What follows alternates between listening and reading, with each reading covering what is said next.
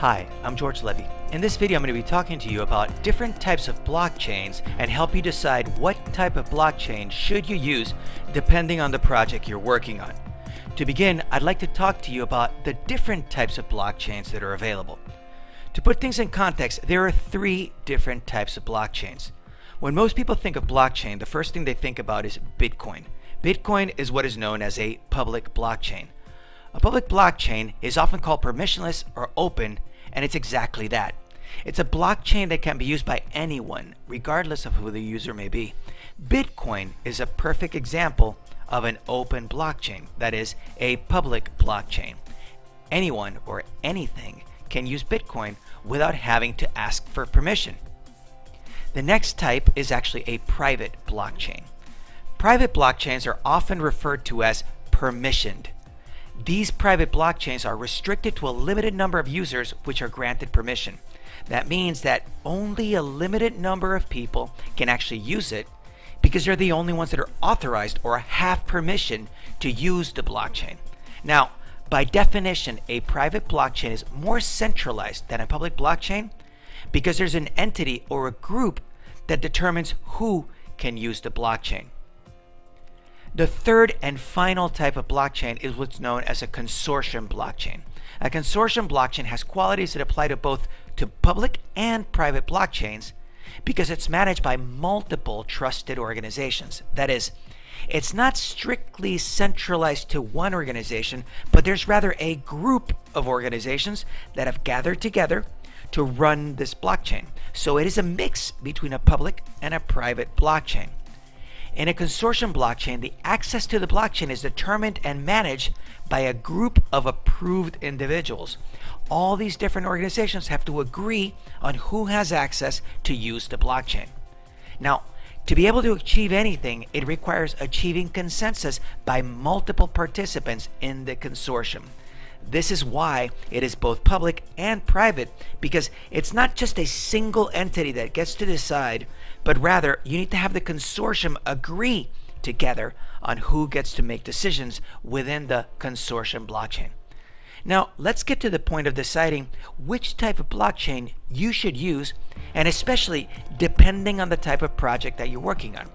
So for this specific section, we're going to go through a process of asking questions, and based on the answers to those questions, we will get to determine which type of blockchain you should use. The first question is, who can view the information on the blockchain?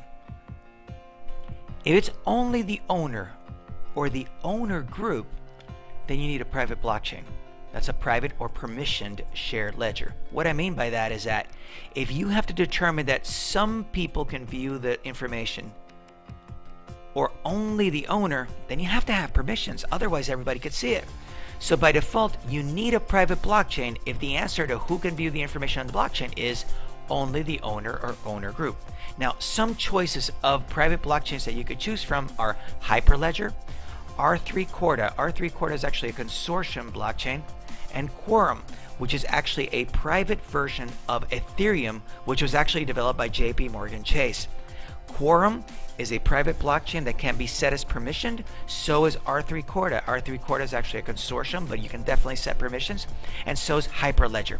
So if your answer for who can view the information on the blockchain is only the owner group, you definitely need a private blockchain or a permissioned shared ledger.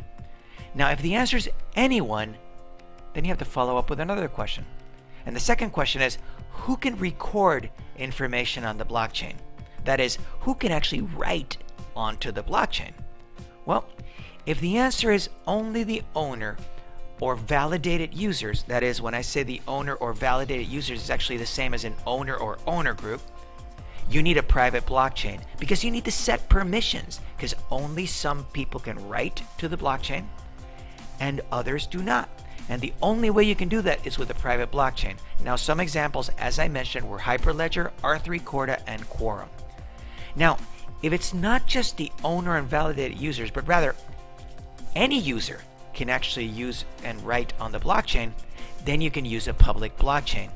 Because in a public blockchain, anyone can view the information on the blockchain, and any user can record information on the blockchain. So in all these cases I've presented to you, it makes more sense to use a private blockchain. But if you're willing to be able to let any user see the information and anybody write on the blockchain, you can use a public blockchain like Ethereum, like Bitcoin, or Bitcoin Cash. And those are the choices you have when you determine which type of blockchain you should use.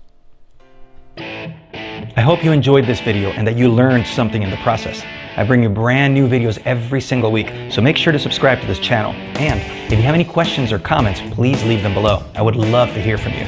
Until next time, I'm George Levy. We're changing the world, one blockchain at a time.